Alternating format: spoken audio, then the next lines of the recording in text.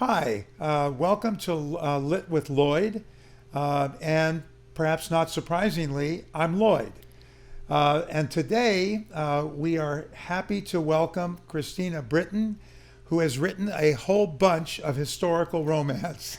So let's find out some details. Welcome, and thank you for coming today. Thank you so much for having me. Sure. All right, so let's get right to it. Why did you pick romance, and especially historical romances? Ever since I was a kid, like little, I was always really focused on the romance of like the movies that I would watch. So like when I was a kid, I would watch Robin Hood, the animated cartoon, but I was really hyper focused on Robin Hood and Maid Marian, right? So everything that I consumed, even from a young age, had to have romance in it. And then when I was 13, I found spicy romances, which as a mother is terrifying. But at 13, I walked into a Walden Books. I just went and I looked down the aisle. I saw this book, just caught my eye, and it was like, bam, right? So I bought it. I read it in one night, and that was it. It was a historical romance, and that was it. I had to consume everyone I found. And how long between that realization and the time you started writing them did take place? A year. A year. I was 14 when I wanted to start. Oh my gosh. And so did you actually write anything that you finished at 14? No, it was a lot of disjointed scenes, like just whatever would be like in my head at the time. I'd be like, oh, this sounds really dramatic and romantic. So I just write it down really quick, and yeah. Okay, all right. So when did you actually start writing them to completion? I was, oh gosh, probably late teens, early 20s when I really started to focus on one story and actually completed it in my early 20s. And then I put it down, and then I didn't do anything with it. I just put it down, and I started to pick up art because I was also an artist. So I started to really focus on painting. And then I had kids, and then everything kind of got buried under motherhood. So how long ago did you actually start writing again after that first one? When my youngest started pre-K, when she started school, then I was like, well, I can either be a children's book illustrator, which I was kind of really rooting for, or I could go back to my writing again and write romance novels and try to get published. And so I found this letter from my grandfather at that time, and he had already been passed for several years. And he wrote in there that I can't wait to see your books in the stores. I know that you're gonna succeed. And in that moment, it was just like instantaneous, Wow. I just picked up a story that I had finished in my early 20s. I went back to it, revised it, and then it just went off from there. So your inspiration was really your grandfather and his letter. Absolutely. Oh my gosh. And he didn't give it to you before he passed away? He did, but it was like years before. It was years before. And I had just stuck it in a drawer, and I had forgotten about it. And I just happened to find it again in that moment when I was going through the drawer. Wow. It was, very special. That is so cool. How many years has it been since your youngest was in pre-K? It's been probably about 7 or 8 years now. Okay. Yeah. And how many books have you written? We'll get to the publishing process. In completion? Yeah, how many are not in a drawer? Oh, not in a drawer. There have probably been about a dozen or more books that I've completed. And I have 7 published now. So there's like 5 out there that are probably never going to see the light of day. And why won't they? I don't know. They're not as good as what I'm writing now. I've learned a lot over the years, I hope. Yeah. Yeah. I mean, it makes sense that you get better as you write more. But yeah.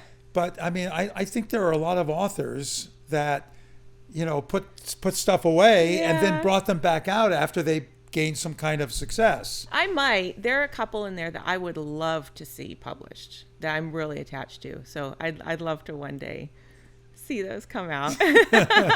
Well, so would all of us. Oh, thank you. Okay, so you've written roughly one a year. Go back to the beginning and tell us how you got published.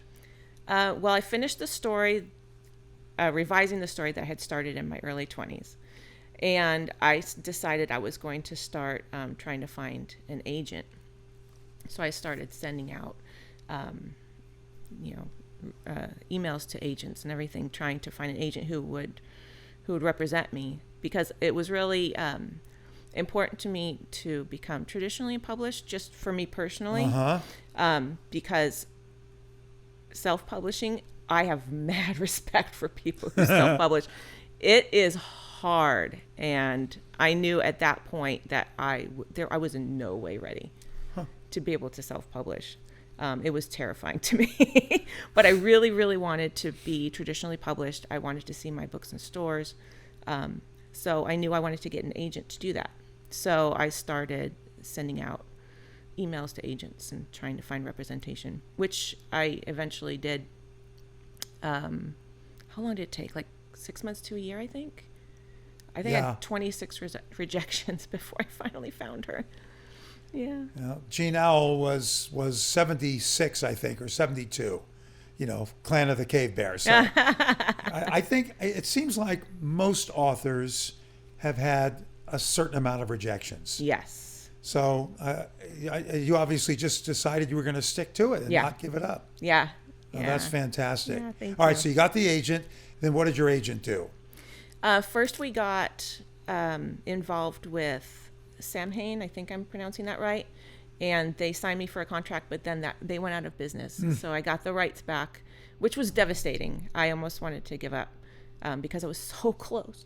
Mm-hmm. But then we found Diversion Books, who published my first series, and then they went out of business. And then I was really, really blessed to have started this my new Isle of Sin series, and Grand Central Forever. They wound up picking it up, which was a huge dream, just incredible. And I'm still with them right now. Okay, and so was that books 4 through 7? 4 through 7, because the 7th book was a novella that was just published this Christmas. Okay. Yeah. So the first 3, did you get the rights back, I assume? The first 3, I have the rights back, and actually just self-published them, which is how I know how difficult it is to you're self-publish. kidding.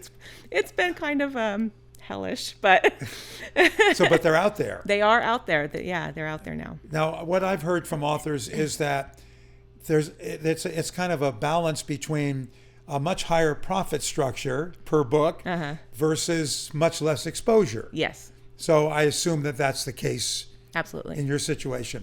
Yeah. Why did you not take books 1 through 3 and give them to your current publisher? I don't know. I just I like the idea of having them in my hands again.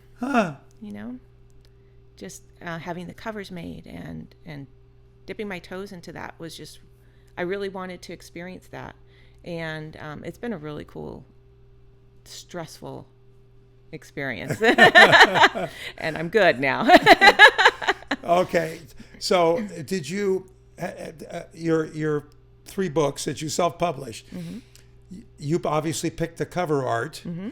Do you have a narrator? And No. And did you have, are any of the other 4, are they audiobooks? A Good Duke is Hard to Find is actually an audiobook. Yeah. And I listened to part of it, and it was weird. It was like, it was amazing hearing somebody with a British accent, because they're set in Britain, read my book out loud, and it was like, wow, this sounds like a real book. But yeah, I didn't have any decision making, but they picked an amazing narrator. I guess that's just the luck of the draw. Yes, oftentimes. That's great. So will they also turn the other books into audiobooks at some point? I'm not sure right now that there's no plan. Hasn't planned to do that yet, but hopefully one day. I'm keeping my fingers crossed. Okay. All right. So tell us about about the groupings of your books. You've got several different series. Yes. And tell us why you basically did 3 books, I guess, and then went to another series. So Yeah.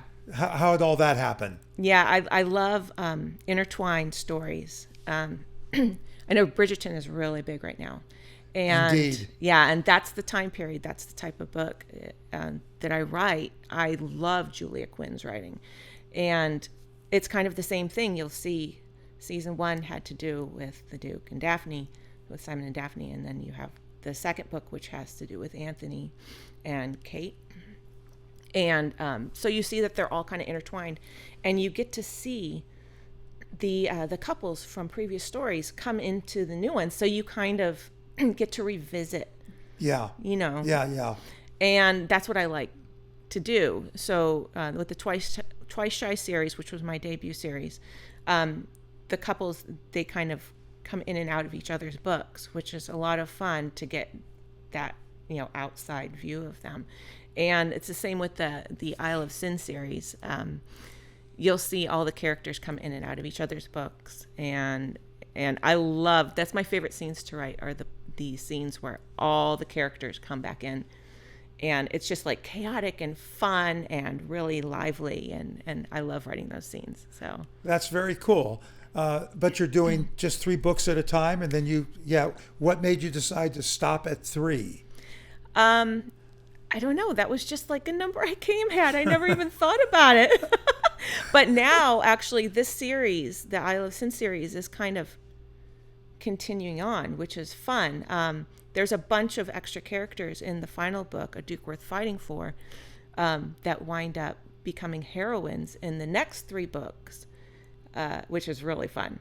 So the new series is called the Sinful Spinster series. So kind of continues on the Isle of Sin experience and all that stuff. Yeah. That's great. Thank you. So when you said the same time period, is that like the 1820s? Yeah, early 1800s. Okay. Right after the Napoleonic Wars. Yeah. Mm-hmm. And is that the Regency period? Yeah. Okay. Yeah. Okay. It seems like that not only you and Julia Quinn, but it seems like a lot of the historical romance take place in that time period. Yes. Why? There's something really kind of elegant, but also kind of naughty about it. Does that make sense? There's like, you get into the Victorian era, which is beautiful, and you have these gorgeous gowns and these elegant manners, but it was I think because of Queen Victoria, she had very strict rules, kind of very proper and everything, in my opinion. Yeah. I can't speak for anybody else because I know some amazing authors who write Victorians, and they are out of this world incredible.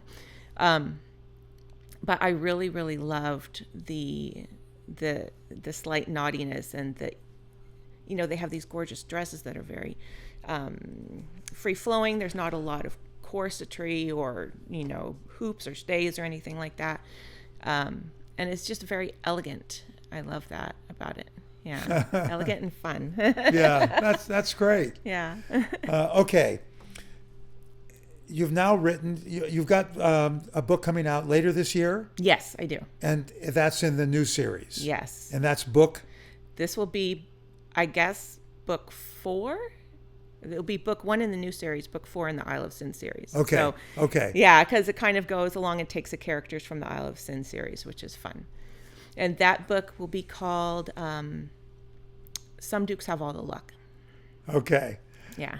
And that'll come out roughly when? Around November. Okay. Yeah. All right. So, and you said you did a novella. Yes. So you did 3 full novels and then a novella. Yes. And what prompted you to do a novella? I'm actually an admin of a group on Facebook called The Drawing Room, and we had kind of decided maybe we'll do an anthology. And so I started writing for that, and then that kind of didn't work out. And then all of a sudden I got an email from Grand Central about doing a novella for them for an anthology. I was like, well, yeah, of course I will. So I finished writing that for them, and it was so much fun. I'd never written a novella before. Was it hard? After writing full novels? It kind of is, because you have to condense all the specific beats for a romance novel into the, it has to have the same beats, but it's shorter. So you have to make sure that everything hits. But I'm a writer. I write. I write a lot. Okay. My first book wound up 120,000 words, which I had to cut down to 100,000. I write a lot. I'm wordy. So it was fun. It was so much fun. I loved writing it. Yeah. Okay. All right. We're going to take a very short break, and then we'll be right back.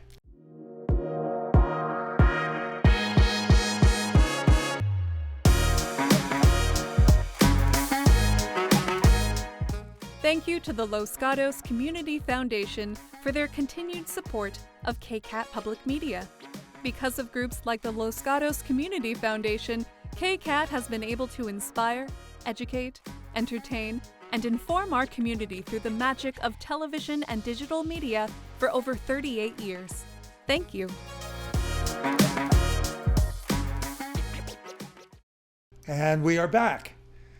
So we are talking with Christina Britton, author of a whole bunch of historical romances. And the next question I have for you is, how do you do research about romance in the 1820s?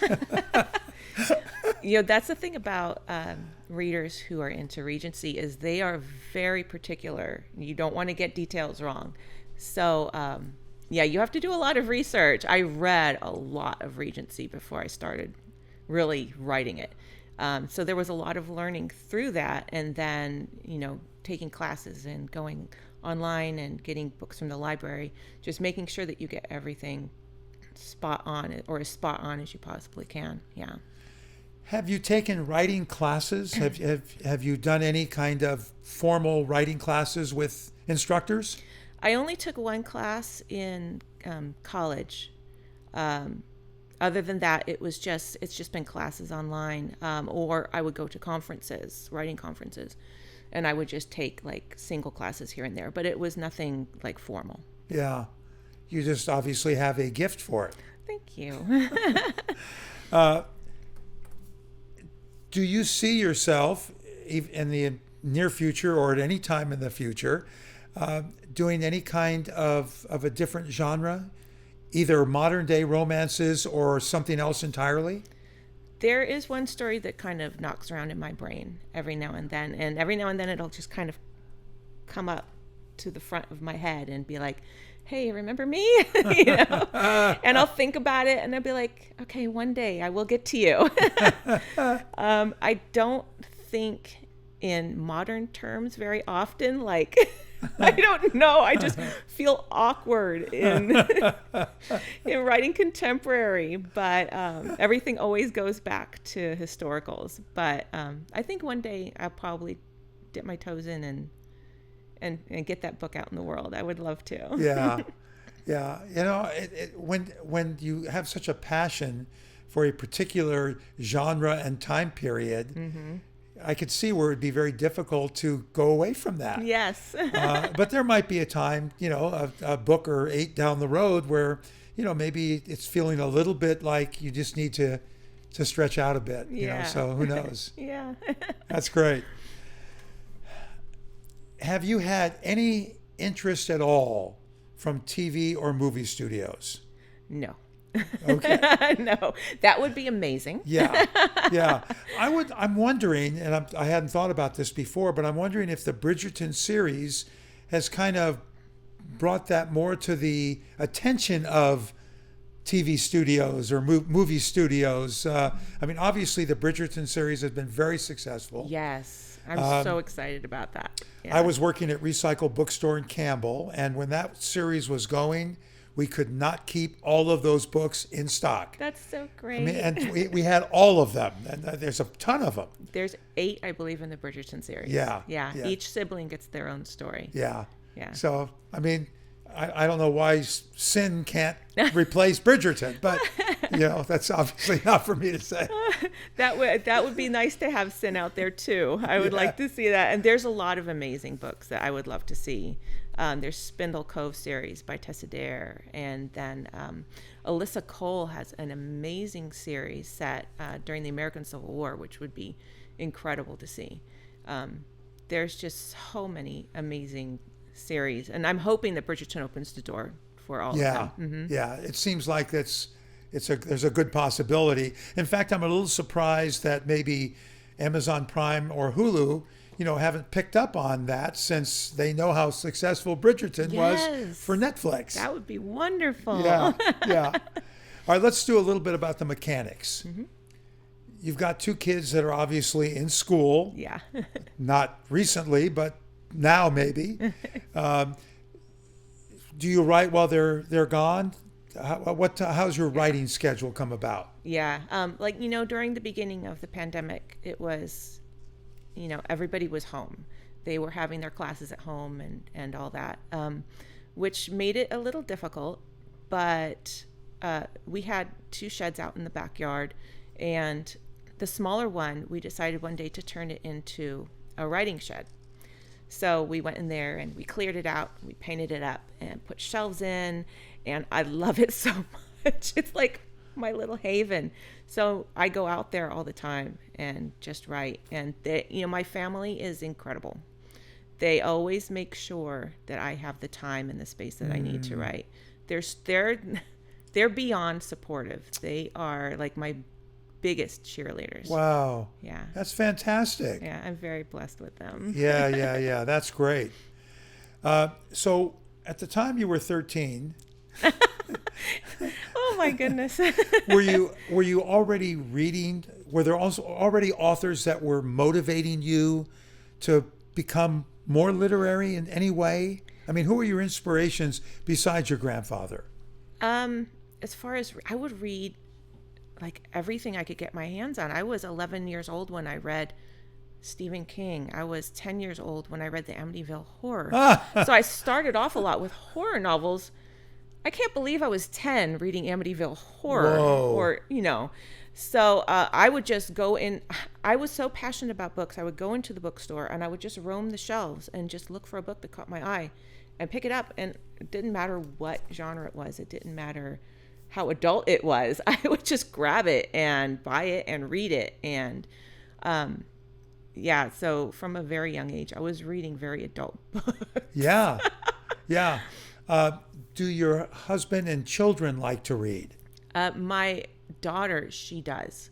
She loves to read so much. And she's actually getting into historical romance now, too. Not the spicy stuff, because I think we could put that off for a little while longer. But I have gotten her into some historical Regency romance, like YAs. There's one that Sarah McLean did called The Season. So she's reading that right now. She's reading Erin Knightley, who does amazingly beautiful Regencies. But she'll read anything. She's really into manga. She's really into fantasy. She's into everything. She's just voracious. Yeah. What I've discovered is, with 3 adult children and 5 grandchildren, that everybody makes their own decision. And it doesn't matter whether your parents are reading or your grandparents or your cousins. They either want to read or they don't. Exactly. And it can change from childhood to adulthood. Mm-hmm. So you almost have to be on purpose if you want to read. And if people say they don't have time, it just means that they're prioritizing other things instead, which is perfectly fine. Mm-hmm. Because I also enjoy reading a lot.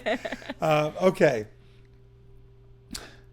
So you got your writing schedule. Your family is so supportive, which is wonderful. Mm-hmm. Do you take breaks? Do you say, I'm going to take a week off? I mean, can an author even do that? I when I finish something, I do try to take some time off. I had edits come back for the next book, Sun Dukes Have All the Luck, and it was brutal. It was a brutal edit. So when I finally got it back to my editor, I was just like, and I could breathe, and I took some time and I watched some television, but then I was like, nope, back to work. So it only lasted for a couple days. I can't put it aside that long. And even when I'm taking a break and I'll be watching, a rom-com or something on TV, my brain's working like, oh, that's a really good trope. I like that.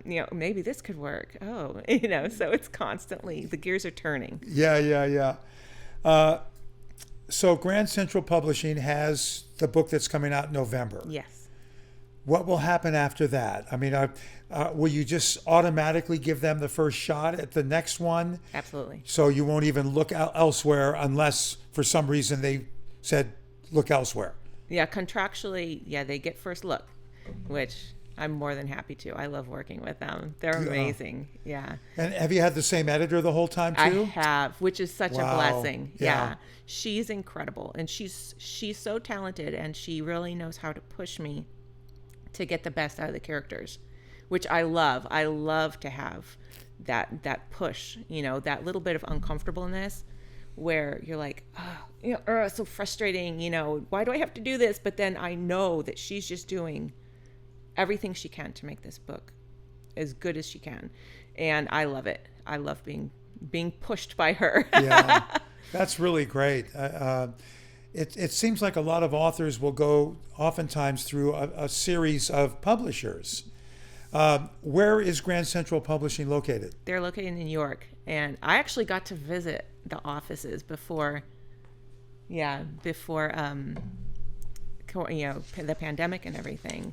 I went to New York City for the RWA conference, and I was able to go to the Hatchet offices for a cocktail party, and it was the most amazing experience I have ever had. It was so incredible.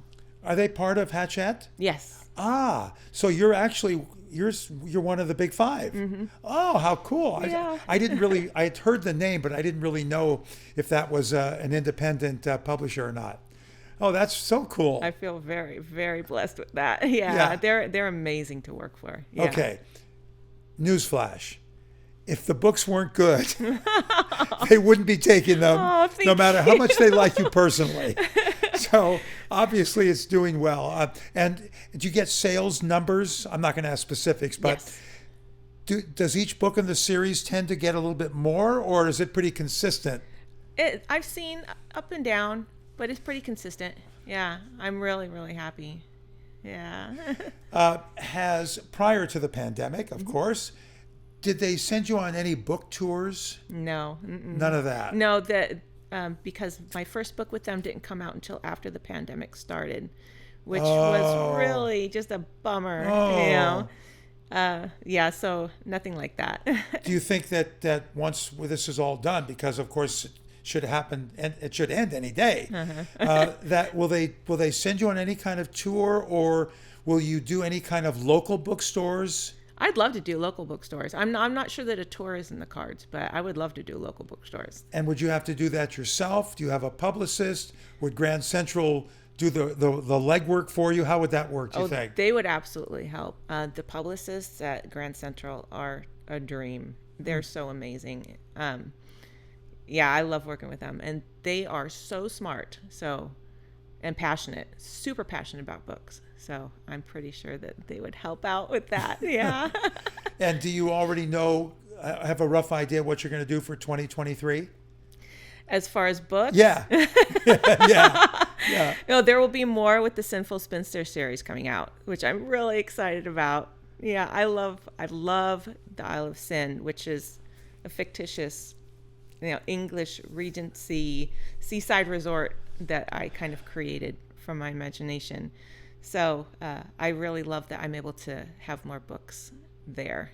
Yeah. Good. Yeah. Okay, so my last question is, will you keep us posted on developments so that we can put the word out? Absolutely. Okay. I'm already going to sign up for the drawing room on Facebook. Oh, yay. And I have my own readers group too on Facebook as well, called Wallflowers in Bloom.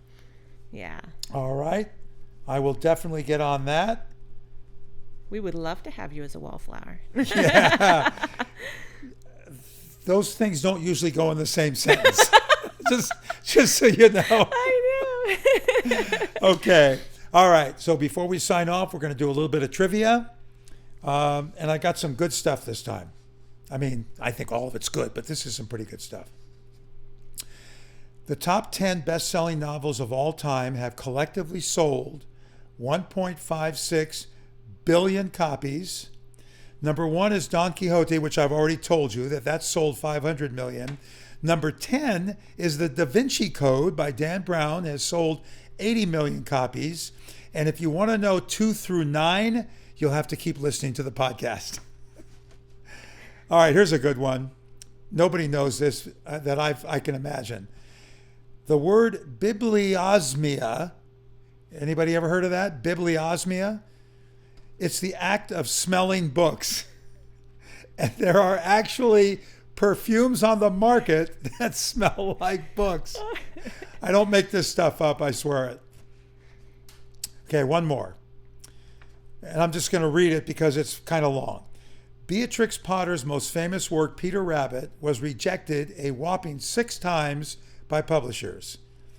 Potter ended up printing 250 copies herself and distributing them to family and friends.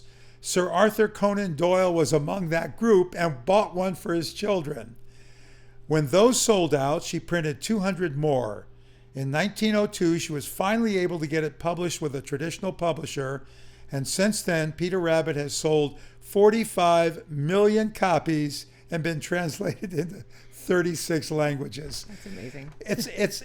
It's unbelievable how many stories like this there are for such famous authors.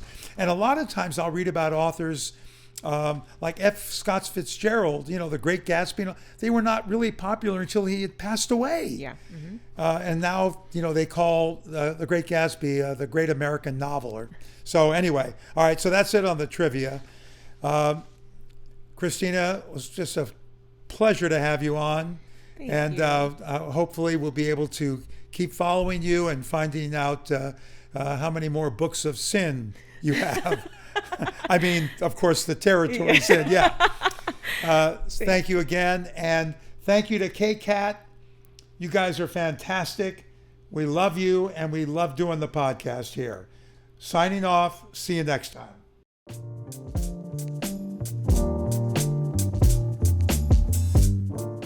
You just heard Lit with Lloyd here on KCAT Radio. Explore all our KCAT original programming at kcat.org/radio.